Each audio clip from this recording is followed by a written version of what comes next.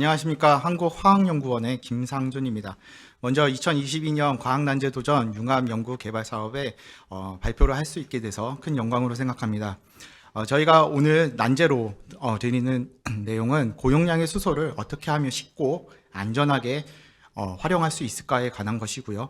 본 발표 내용은 포항공대 한종훈 교수님과 나노종합기술원 이용희 박사님께서 함께 참여하였습니다.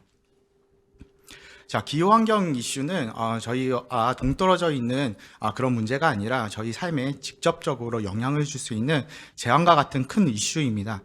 그래서 전 세계 선진국을 중심으로 탄소 중립을 2050년까지 표명하고 계획을 하고 있고요. 그 일환으로 이제 수소 사회도 도래되고 있습니다. 이산화탄소를 저감할 때는 어떤 에너지를 효율적으로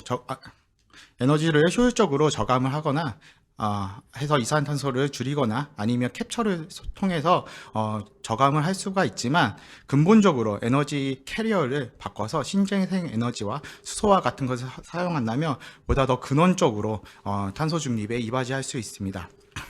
이런 같은 맥락으로 전기화, electrification이라는 전기화 개념이 많이 대두되고 있는데요. 국제 그런 에너지 기구에서는 이런 전기화 개념이 CO2 발생 억제를 위해서 최근 급증하고 있다고 보고하고 있습니다. 이런 신재생 에너지나 어떠한 그 전기나 에너지를 공급함에 있어서 에너지를 공급함에 있어서 이런 공급과 수요 가운데는 항상 이런 갭이 존재합니다. 이런 갭이 존재하는데, 공간과 시간과 형태의 갭이 있어서 이 갭을 우리가 얼마나 더 충족시키고 만족시키느냐에 따라 그런 기술이 진보가 있는데요. 수소와 사유에는 이런 갭을, 수소를 사용해서 에너지 매체로 수소를 사용해서 갭을 충족하고자 하는 그런 사회입니다. 그래서 수소가 에너지 원으로 화석연료에서 에너지 패러다임의 전환을 의미하게 되는데요. 이런 수소로 이런 갭을 메꾸는 궁극적인 그런 기술은 바로 모빌리티 기술입니다. 그래서 한번 생각을 해보시면, 수소차를 생각해 보시면 수소를 에너지원으로 우리가 갖고 있다가 차가 운행할 때, 필요할 때 에너지를 활용하게 됩니다. 그래서 앞서 말씀드린 에너지의 공급과 수요를, 그런 갭을 이제 메꿔주는, 만족시켜주는 그런 기술이라고 보고 있고요. 그래서 많은 경제학자들이나 아니면 이제 뭐 산업계에서도 이런 수소 경제를 꽃피우는 것은 모빌리티 시장이라고 이제 발표를 하고 있습니다. 자, 그럼 이런 모빌리티 수소의 사회를 어떻게 도래시킬 수가 있을까요? 바로 저희가 저희의 질문에서 시작할 수 있습니다. 고용량의 수소를 쉽고 안전하게 사용할 수 있을까요? 간단한 질문이지만 여기에는 수많은 난제, 과학적 난제들이 도사리고 있습니다. 어떤 난제들이 있는지 살펴보도록 하겠습니다.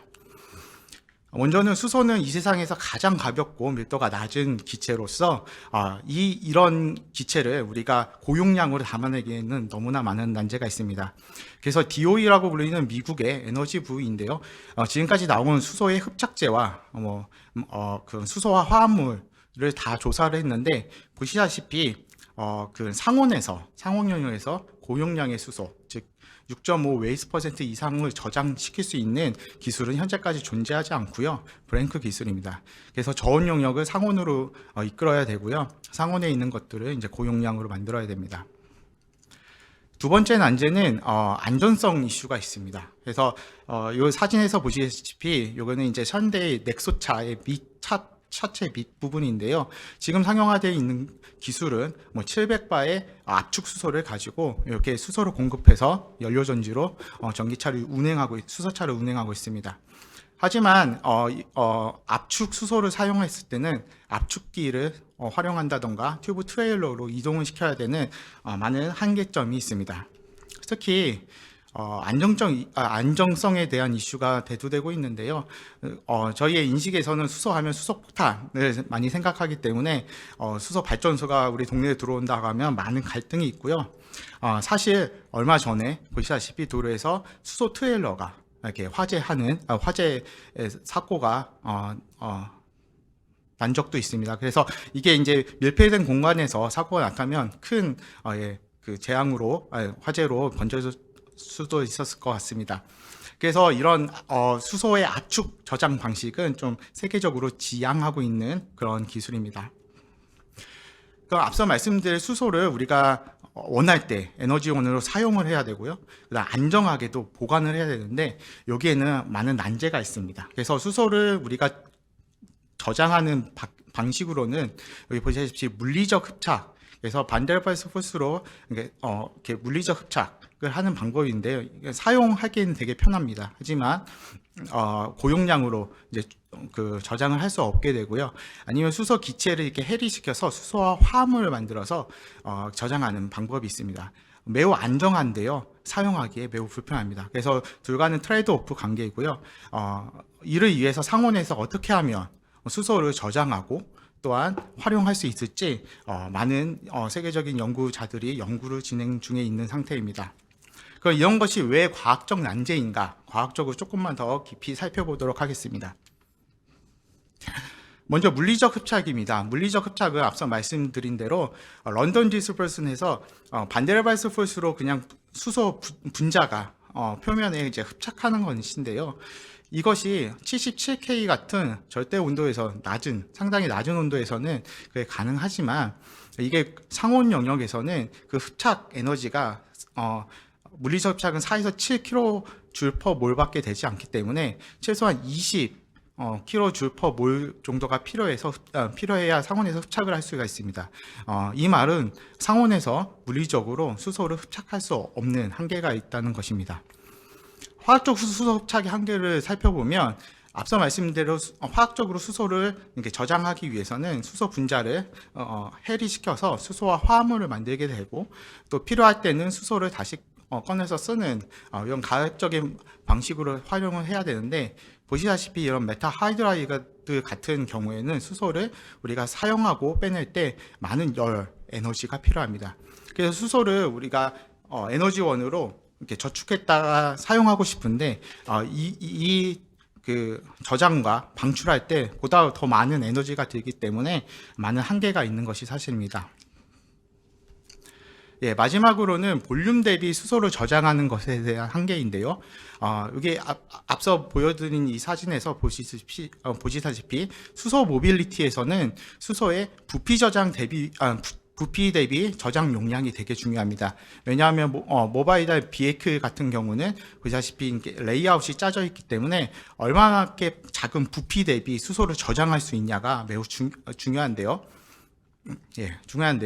여기 보시다시피 벌크 덴시티, 그러니까 수소를 저장할 수 있는 매체의 그런 벌크 덴시티와 수소를 볼륨 대비 저장할 수 있는 것은 트레이드 오프 관계입니다. 그러니까 예를 들어 벌크 덴시티가 높으면 볼륨 대비 수소를 저장할 수 있는 것도 높아지는데 생각을 해보시면 벌크 덴시티가 높다는 것은 뭐 금괴와 같이 매우 단단하고 덴스한 물질을 말하는데 거기에는 포로시티나 서페이스 에리어가 작기 때문에 수소를 저장할 수 없게 됩니다. 그래서 이런 트레이드 오프 한계가 있습니다. 그래서 이런 과학적 난제를 이제 해결하기 위해서 미국에서 이제 에너지부에서는 거대 난제 해결형 거대 프로젝트를 10년 동안 준비를 하고 있고요. 여기에 보시면 온보드, 오프보드 소재별로 산학연이 다 연계되어서 한 5, 6년 넘게 지금 연구를 하고 있는 그런 난제 중에 난제입니다. 자, 이쯤에서 다시 저의 질문을 드리도록 하겠습니다. 고용량의 수소를 쉽고 안전하게 저장할 수 있을까요? 여기에는 앞서 말씀드린 대로 가장 가벼운 기체인 수소를 고용량으로 저장을 해야 되고 그리고 쉽게 사용하기 위해서는 상온으로 구동을 시켜야 됩니다. 그리고 안전하게 하기 위해서는 고압이 아니라 저압 50바 이하로 저장을 해야 되고 가역적 내구성도 필요합니다. 마지막으로 사용자 입장에서는 가격 경쟁력도 있어야 되고요. 모빌리티의 적합성도 있어야 되고 안정성도 필요합니다. 그래서 이러한 많은 것들을 우리가 이런 난제들을 해결해야 우리가 앞서 말씀드린 그런 탄소 중립 이완으로 수소 사회를 구축할 수 있을 것이라 생각이 되어집니다. 그래서 저희 팀은 많은 이런 가격적 난제를 해결할 수 있는 방법들을 고민하고 또 고민해서 오늘 그런 전략들을 좀 말씀드리도록 하겠습니다. 먼저는 수소의 흡착 에너지를 제어하는 부분인데요. 앞서 말씀드린 대로 반데르발스 포스는 흡착 에너지가 줄 퍼 몰 정도입니다. 그래서 상온에서 흡착할 수 없다고 말씀드렸습니다. 그래서 이 흡착 에너지를 우리가 한 10에서 40 정도로 높이면 그 상온에서 수소를 저장을 안전하게 하고 다시 이제 사용하기도 편리한 그런 이상적인 흡착 에너지라고 보고가 되고 있는데요. 그렇게 하기 위해서는 보시다시피 수소의 분자에 있는 전자와 그 저장 매체에 있는 어떠한 디오비탈이나 전자 궤도의 그런 피오비탈들이 서로 공유돼서 그 결합을 시켜주면 저희가 그 흡착 에너지를 늘릴 수가 있습니다. 그래서 대표적으로는 이제 쿠바스 인터랙션이라 해서 쿠바스 본딩이 있고요. 스피오버를 해서 해를 시킨 다음에 리칸 케미컬 본딩도 만들 수 있습니다. 이런 원리로 이제까지 많은 과학자들이 연구를 진행하고 있는데요. 먼저는 물리적 흡착을 그나마 높이기 위해서 하이 서페이스 에어리어를 갖는 액티브 카본이나 아니면 머프 같은 물질을 활용합니다. 하지만 여기 보시다시피 이제 상온으로 갈수록 그 흡착력은 많이 떨어지게 되고요. 그래서 이거를 극복하고자 어떠한 액티브 카본의 트랜지션 메탈들을 이제 데코레이션 해가지고 스피어버를 이용해서 해리된 수소를 어떠한 카본 지체에 이제 저장하는 그런 개념도 도출되고 있습니다. 더 나아가서 머프나 커프 같은 그 가공성 물질에 애디티브나 도펀트들을 박아서 보시다시피 박아서 흡착 에너지를 이렇게 높이는 그런 연구도 진행되고 있습니다. 이러한 연구의 일환은 우리가 이제 3세대 차세대 고체 수소 저장 소재의 개발이다라고 많은 과학자들이 노력을 하고 있는데요. 이런 전략은 요소 기술로는 이제 활용을 할 수 있지만 앞서 말씀드린 저희의 그 과학 난제의 질문에는 아직 만족하지 못하는 수준입니다. 그래서 저희가 고민해서 또 제시하는 것은 나노 펌핑 이펙트라는 효과입니다. 생소할 수 있는데요. 나노 펌핑 이펙트는 퀀텀 이펙트가 작용될 수 있는 매우 작은 제어된 매우 작은 스케일, 나노 스케일의 그런 채널이나 갭에서 어떠한 펌핑 효과가 있어서 플로우되는 가스가 흡착을 더 많이 할 수 있다는 이론인데요. 최근 논문을 보시면 그라핀의 그 인터레이어 갭들을 조절하면 그라핀 사이에 수소가 더 많이 흡착된다라는 것이 보고가 되고 있고요. 또한 유명한 그 피나스 논문을 이거 이제 계산 쪽 논문인데요.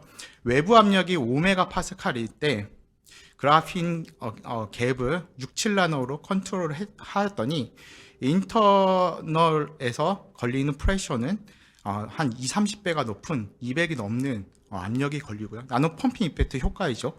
그리고 실제로 저장될 수 있는 것은 아이디어하게는 8%까지도 7.96까지도 저장이 가능하다라고 계산화학적으로 보고를 하고 있습니다. 이것을 계산적뿐만 아니라 여기 보시면 실험적으로도 이렇게 제시한 그런 보고가 있는데요. 그라핀 옥사이드의 그런 어넬링 조건을 좀 통해서 인터레이어 갭들을 조절해서 6.2 옹스트롱 정도로 갭을 조절하였더니 나노 펌핑 이펙트에 의해서 20바 이하에서 2.5 웨이트 퍼센트의 수소를 저장할 수 있다고 상온에서 그럼 좋은 결과입니다. 그래서 나노 펌핑 이펙트가 효과가 있다라고 요즘 보고가 되고 있습니다. 그래서 앞서 말씀드린 전략이 인핸스드 피적션을 이룰 수 있는 전략과 그다음 나노 펌핑 이펙트의 전략을 좀 구현한 최신 보고된 논문들이 있는데요. 먼저 작년에는 나노 펌핑 이펙트와 리칸 케미컬 본딩을 활용해서 맥시란 소재의 상온에서 8.8 웨스펀트까지 수소를 흡착을 한 결과가 보고되었고요. 재작년에는 맹가니즘 하이드라이드의 쿠바스 타입의 인터랙션을 통해서 상온에서 12%까지도 수소를 저장을 하였습니다. 하지만 이 둘은 앞서 인트로에서 말씀드렸지만 에너지를 공급되고 에너지를 사용하는 그 갭을 메꾸기에는 상당히 많은 한계가 있는데요. 그 이유는 이 두 보고 다 비가역적인 그런 반응이었기 때문입니다. 특히 이제 나노 펌핑 이펙트에서는 한 3시간 넘게 수소가 흡착이 업테이크 되는데 3시간 넘게 걸리기도 하였고요. 쿠바스 타입은 고압 압력에 비례하기 때문에 120바까지 가는 한계점이 있었습니다. 그래서 저희가 제시하는 그런 앞서 말씀드린 그 질문에는 아직 많이 못 미치고 있지만 저희가 전략적으로 제시한 그런 요소 기술들을 융합하면 상온에서 저장할 수 있다는 그런 가능성은 또 보였습니다. 그래서 저희는 고민하기에 수소 저장 난제를 해결하기 위해서 어떻게 접근을 해야 될까라고 고민을 했는데요. 앞서 말씀드린 대로 어떠한 소재를 우리가 프레임을 짜놓고 물리적 흡착 소재를 인크리징 하거나 아니면 화학적 수소 저장, 메탈 하이드라이드와 같은 소재를 인크리징 하는 방법으로는 이런 과학적 난제를 극복할 수 없다는 결론이 나왔고요. 그래서 저희는 의도적으로 그 저장 소재를 계산화학적으로 설계를 하고 이것을 레고블럭 쌓듯이 케미컬 드리븐으로 합성을 하여서 앞서 제시한 핵심 요소들이 다 담아서 한계 타파형 그 방법론을 제시하여 접근하는 것이 옳은 방향이다 라고 전략을 세웠습니다. 그래서 이런 전략을 하기 위해서 앞서 말씀드린 이런 중요 요소들, 저희가 제시하는 나노 펌핑 이펙트라든지 아니면 쿠바스 번딩 같은 것들을 우리가 구현하기 위해서 여러 요소 기술들이 필요하고요. 대표적으로는 소재적 관점에서는 너무나 많은 2D 소재도 있고요. 매트리얼이 많습니다. 그라핀 종류도 있고 맥신 종류도 있고 포스포러스, 보로핀 너무나 많아서 이런 원소 종들과 쿠버스 타입의 그런 인터랙션도 트랜지스터 메탈을 박는데 거기에 이제 디오비탈을 좀 없는 그런 메탈을 박는데 지지체와의 커플링 또 전자적 구도 밀도 등을 우리가 고려를 해야 하기 때문에 계산화학적으로 그런 것들을 스크리닝하고 그다음 앞서 말씀드린 멀티펑셔널한 머티리얼을 잘 디자인해서 합성을 하는 그런 그 협업이 매우 중요하고요.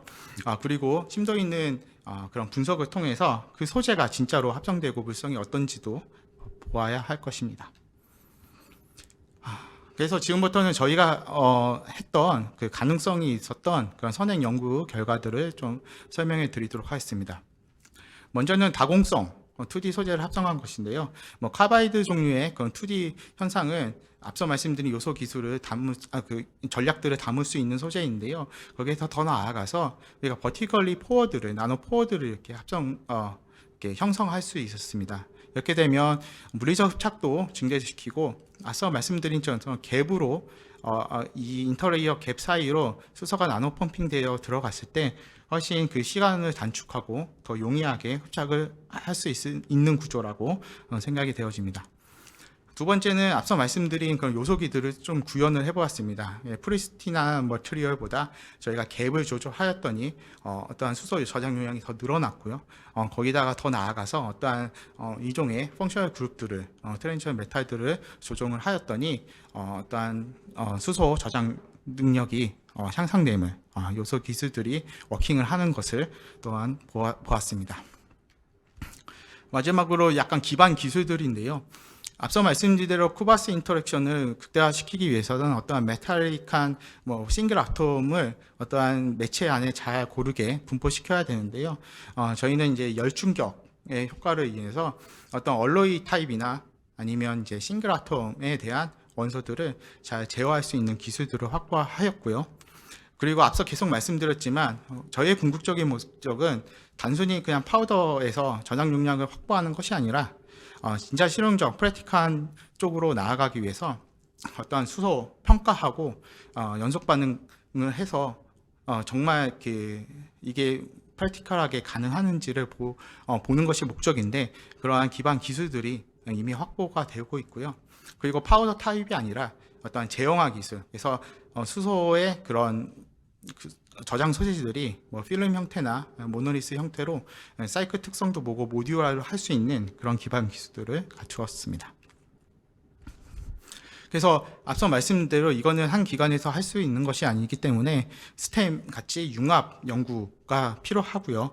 그래서 앞서 말씀드린 대로 소재를 디자이닝하고 평가하는 것은 이제 한국화학연구원에서 그 케미컬 기반으로 잘 수행을 하고, 그다음 포항공대 한종우 교수님 팀에서는 계산화학으로 어떠한 종과 어떠한 나노 구조의 인터레이어 갭들을 흡착 에너지가 증대되는지, 또한 나노 펌핑 이펙트가 증대되는지를 스크리닝하여 서로 콜라보레이션 해서 연구를 진행하는 하면 좋을 것 같습니다. 그리고 무엇보다 이제 딥한 분석이 필요하기 때문에 나노종합 기술원을 이제 위탁으로 해서 분석 또한 심도 있게 해야 될 것입니다.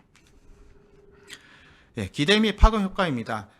벌써 20년 되었는데요. 20년에 이제 네이처에 이렇게 예상을 했습니다. 컴프레셔는 이렇게 부피 대비 수소가 저장 용량이 적은데 메타 하이드라이드를 사용하면 요만한 부피에 저장이 가능하니 비에클에 가능할 것이다. 예측했는데요. 20년 전에 예측을 했어도 아직까지 실용화되기 어렵습니다. 앞서 말씀드린 메타 하이드라이드 같은 것은 이제 수소를 방출할 때 너무 힘들기 때문입니다. 그래서 저희가 제시하는 그런 질문에 대한 해답들을 잘 고려해서 질문에 대한 해답들을 찾는다면 충분히 우리가 수소 모빌리티, 수소화 사회에 한 걸음 더 나아갈 수 있을 것이 생각이 되어지고요. 제안된 목표들은 지금 DOE에서 궁극적으로 가야 되는 목표를 크게 상회하는 그런 목표이기도 합니다. 그래서 파급 효과는 과학적, 기술적, 그다음에 사회적, 경제적으로 글로 다 표현할 수 없을 만큼 큰 사회적 파급 효과가 있을 것이라 생각이 되어집니다. 예, 이상으로 발표를 마치고 지금부터는 질의응답, 기획위원분들의 질의응답에 대해서 말씀드리도록 하겠습니다. 먼저는 POC, 개념 확립 수준에서의 피지빌리티 입증과 연구 진행 규모 범위에 대해서 질문을 주셨는데요.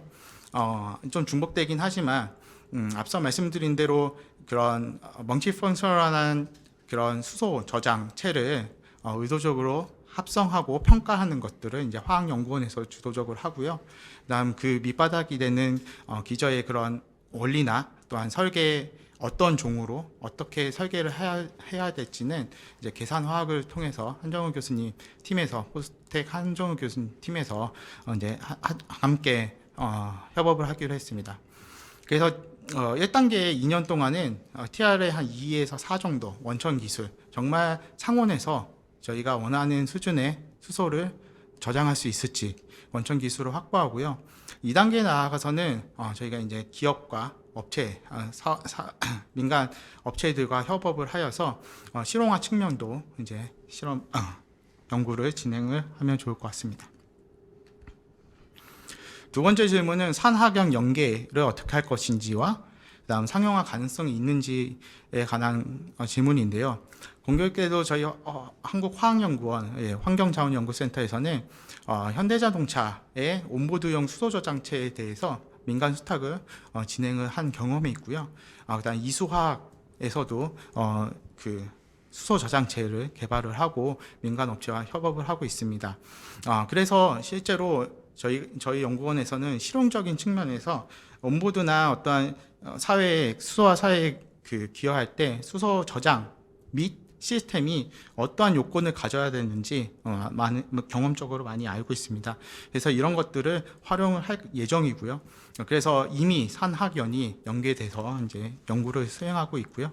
상용화 측면에서 말씀드리면 이게 이제 상용화된 그런 회사들인데요. 유럽의 하이드로지니어스사, LOH하고 액상 유기 수소 저장 운반체에 대한 회사이고요. 엄청난 큰 회사입니다. 조 단위의 큰 회사가 상용적으로 되고 있고요. 메타 하이드라이드를 사용해서 하는 호주의 아보라는 그런 독립형 발전 시스템입니다. 여기는 이제 메타 하이드라이드가 수소 저장체에 들어가 있고요.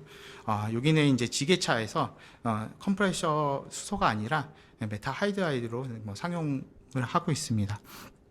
하지만 지금 상용화된 것들이 스펙이 너무 낮습니다. 메타 하이드라이드 같은 경우도 200바에서 4~%가 채 안 됩니다. 시스템으로 하면 더 작게 되고요.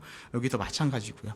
그래서 저희가 상용화 가능성 했을 때 앞서 제시한 우리가 이런 큰 저장 용량이 아니라 상온에서 50g/L만 되어도 상용화가 충분히 가능하다. 세상을 바꿀 수 있는 기술이 될 것이다. 예상을 하고 있습니다. 그리고 마지막 질문입니다. 타 국가 R&D 프로그램이 너무나 많은데 본 제안하는